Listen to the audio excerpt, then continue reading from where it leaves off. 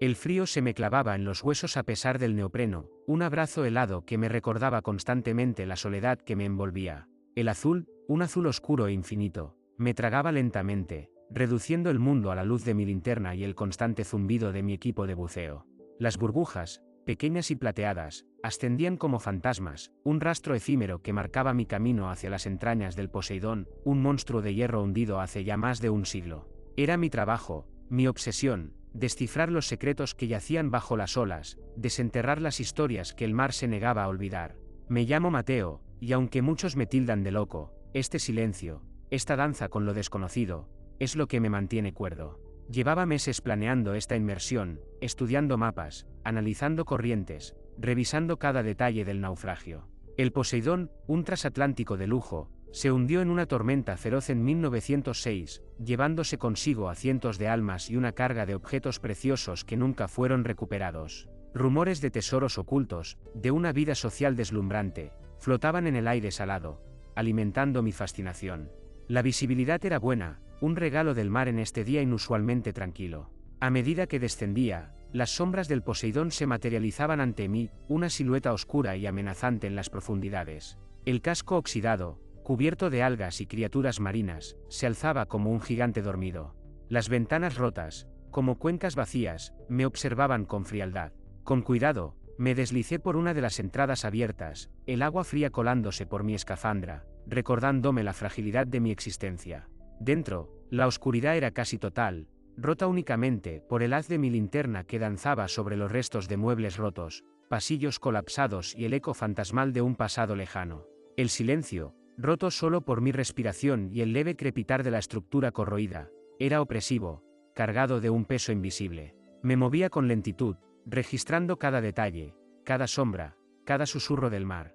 La sensación de estar siendo observado era constante, un cosquilleo en la nuca que me obligaba a girarme una y otra vez, aunque no hubiera nada. Era un juego psicológico que el mar, con su inmensidad, jugaba con sus intrusos. Luego la encontré. Estaba oculta en un rincón oscuro, tras una pila de escombros. Una escotilla, de metal resistente, con un mecanismo de cierre oxidado pero intacto. No debería estar ahí, no según los planos que había estudiado. La curiosidad, un instinto más fuerte que el miedo, me impulsó. Con paciencia, limpié la capa de óxido con mi cuchillo, revelando un sello que parecía sellado a la perfección. La idea de lo que podría haber adentro me erizó la piel. ¿Qué secretos guardaba este pasaje oculto? ¿Quién lo había construido? ¿Y por qué, usando mis herramientas, forcé el mecanismo, la cerradura chirriando en protesta? La escotilla se abrió con un golpe seco, revelando un pasillo oscuro, y algo más. El olor era lo primero que me golpeó. Un olor a óxido, a madera podrida, pero también a algo más. A gas. Un olor anticuado, familiar, que evocaba imágenes de lámparas titilantes y calles empedradas. Y la luz. Una luz tenue, anaranjada, emanaba del pasillo. No era la luz de mi linterna, ni la luz natural. Era una luz de gas, proveniente de una serie de faroles antiguos que se alineaban en la pared. La idea era absurda. ¿Cómo era posible que el gas funcionara después de más de un siglo bajo el agua? Incredulidad y temor se apoderaron de mí. Me asomé al pasillo. El agua no había entrado. El aire era seco, irrespirable, pero seco. El pasillo parecía haberse conservado en el tiempo, un túnel hacia un pasado perdido. Con la respiración entrecortada, me decidí a entrar. Encendí mi cámara, grabando cada paso, cada detalle. El pasillo era largo, estrecho, con paredes revestidas de madera oscura. Los faroles de gas, con sus cristales empañados, proyectaban sombras danzantes, creando una atmósfera de pesadilla. Al final del pasillo, una puerta de madera, tallada con motivos intrincados, con una placa de latón oxidada que apenas podía leerse. Con esfuerzo, logré descifrar el nombre, Esther. Empujé la puerta, y la oscuridad me tragó. El choque fue repentino. No era el agua, no era la oscuridad, era el silencio. Un silencio absoluto, un vacío ensordecedor que me aturdió. La linterna, inútil, se tragó la luz, y solo la respiración ruidosa de mi regulador rompía la quietud sepulcral. Un instante, una eternidad, me quedé paralizado, aferrado a la puerta de madera, sintiendo el pánico crecer como una marea oscura. Luego, un sonido, débil al principio, como el roce de una pluma sobre papel, luego más definido, más claro. Un murmullo, voces. Con el corazón latiendo con fuerza, me atreví a avanzar. A tientas, extendí mi mano, tanteando las paredes lisas y frías. Un pasillo, como el anterior, pero diferente. Este no olía a óxido o a muerte. Olía a perfume, a flores, a algo dulce y desconocido. La misma luz anaranjada, la misma danza fantasmal de las sombras, pero ahora, las voces se hacían más fuertes, más nítidas. Fragmentos de conversaciones, risas ahogadas, música lejana. Me arrimé a la pared, escuchando con atención. Las voces parecían provenir de detrás de una puerta cercana. Una puerta adornada con un espejo empañado y una manilla de latón reluciente. Deben estar equivocados, susurré para mí mismo, esto no es posible. Pero la curiosidad, esa maldita curiosidad, me impulsaba. Con dedos temblorosos, toqué la manilla. Fría. Giré, y la puerta se abrió sin resistencia. La escena que se reveló ante mí me dejó sin aliento. Una estancia, un salón de baile. Los muros eran de un color crema pálido, decorados con espejos y adornos dorados. Las arañas de cristal, inmaculadas, brillaban con la luz de las velas. Y allí, en el centro, un grupo de personas, vestidas con trajes de época, bailaban al son de una melodía que parecía surgir de la nada. No eran fantasmas, no eran espíritus. Eran personas, de carne y hueso, bailando, riendo, hablando. Pero sus rostros eran extraños. Sus ojos eran huecos, sin brillo, como si miraran a través de mí. Sus sonrisas eran amplias y forzadas, como máscaras. Uno de ellos, un hombre alto y delgado con un frac impecable, se giró hacia mí. Sus ojos, vacíos, se clavaron en los míos. Una sonrisa grotesca se extendió por su rostro pálido. Bienvenido, Mateo, dijo, su voz suave y melodiosa, llegas justo a tiempo. El miedo se apoderó de mí, una parálisis absoluta que me impidió reaccionar. ¿Cómo sabía mi nombre? ¿Cómo era posible todo esto? Intenté retroceder, pero mis pies se negaron a obedecer. El hombre se acercó a mí, extendiendo una mano. Únete a nosotros, Mateo. No tengas miedo. Aquí, el tiempo no existe. Miré a los demás, a sus rostros sin vida, a sus movimientos mecánicos. La música, antes seductora, ahora era una melodía infernal. Intenté gritar, pero mi voz no salió. Entonces, la mujer más cercana a mí, una belleza de rostro pálido y labios rojos, me ofreció una copa de cristal. El líquido era oscuro, espeso, y desprendía un olor dulce y penetrante. Sus ojos, fijos en los míos, no parpadeaban. Bebe, Mateo. Olvídate de todo. Mi mente, un torbellino de preguntas y terrores, se debatía entre la huida y la curiosidad mórbida.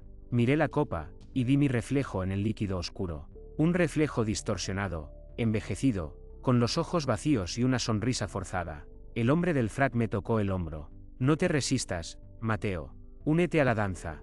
Sentí un escalofrío helado que me recorrió la columna vertebral. La visión del salón de baile, de sus habitantes, se distorsionó, se desvaneció, reemplazada por una oscuridad densa y amenazante. El olor a perfume se convirtió en un hedor nauseabundo. La música, en un grito silencioso. Intenté zafarme, pero sus manos, frías como el hielo, me aprisionaron. Sentí una fuerza sobrenatural que me arrastraba hacia el centro del salón, hacia la danza macabra, hacia el abismo. La copa, en mi mano, se movió hacia mis labios. Y en ese momento, sentí algo. No un dolor físico, sino una certeza. Una certeza aterradora. Que, ya, nunca más volvería a sentir el frío, el agua, el sol. Que mi soledad, mi obsesión, mi locura, habían llegado a su fin.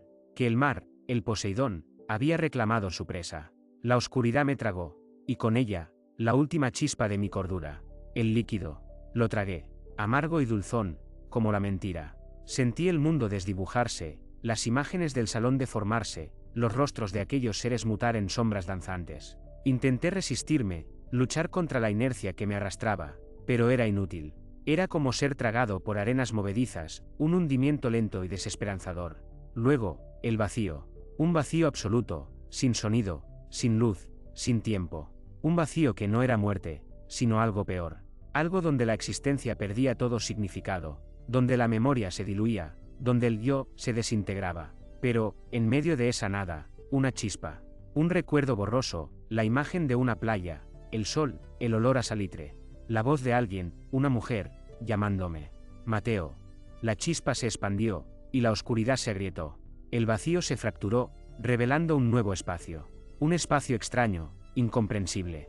Un laberinto de espejos, donde mi reflejo se multiplicaba, distorsionándose, envejeciendo, volviéndose. Otro. Y en el centro de ese laberinto, una puerta. Una puerta de madera, tallada con motivos intrincados. La misma puerta. Con el último vestigio de mi voluntad, me acerqué. Toqué la madera, sintiendo una conexión que me heló la sangre. La puerta se abrió. Y frente a mí, la luz. No la luz anaranjada del pasillo, ni la luz de las velas del salón. Una luz brillante, cegadora, que inundaba una habitación. Una habitación que reconocí. Era mi estudio. Mis libros, mis mapas, mi equipo de buceo. La ventana, con vistas al mar. Y allí, sentada en mi sillón, la mujer. La mujer de la playa, la mujer que me llamaba. Con su rostro amable, con sus ojos llenos de tristeza. Mateo, ¿estás bien? Intenté hablar, pero mi voz no salía. El miedo me paralizaba. Estás a salvo, dijo ella, sonriendo con cariño. Has vuelto. ¿Dónde? Balbuceé, con la voz rasposa. En casa, respondió. En tu mente. En el lugar donde siempre has pertenecido. Y entonces, la comprendí. Todo, el Poseidón, el salón de baile, los seres sin rostro, la copa, todo había sido una trampa. Una trampa tendida por mi propia obsesión, por mi soledad, por mi miedo a la vida. El mar, con su inmensidad, con su silencio, había sido el catalizador. Yo no estaba en el Poseidón. El Poseidón, el salón, eran parte de mí. Eran la manifestación de mis miedos, de mis fantasmas, de mi lado oscuro. ¿Por qué? Pregunté, la voz más firme. Porque tenías que verlo, respondió la mujer. Tenías que enfrentarte a tus demonios. Y ahora lo has hecho. Me acerqué a ella, sintiendo la paz, por primera vez en mucho tiempo. Era el alivio de un hombre que ha encontrado la salida del laberinto. Me ofreció una taza de té, y la acepté. ¿Y ahora? Pregunté, mirando la taza humeante. Ahora, vives, respondió. Ahora, eliges. Y en ese momento, supe. El mar, el Poseidón, el terror, ya no me poseían. La obsesión, la soledad, habían desaparecido. Había sido mi propia búsqueda. Y ahora, estaba libre. Me quedé allí, en mi estudio, mirando por la ventana el mar que rompía contra la costa. Había un nuevo sol, y una nueva vida que saborear. Una vida en la que, esta vez, era yo quien elegía el rumbo.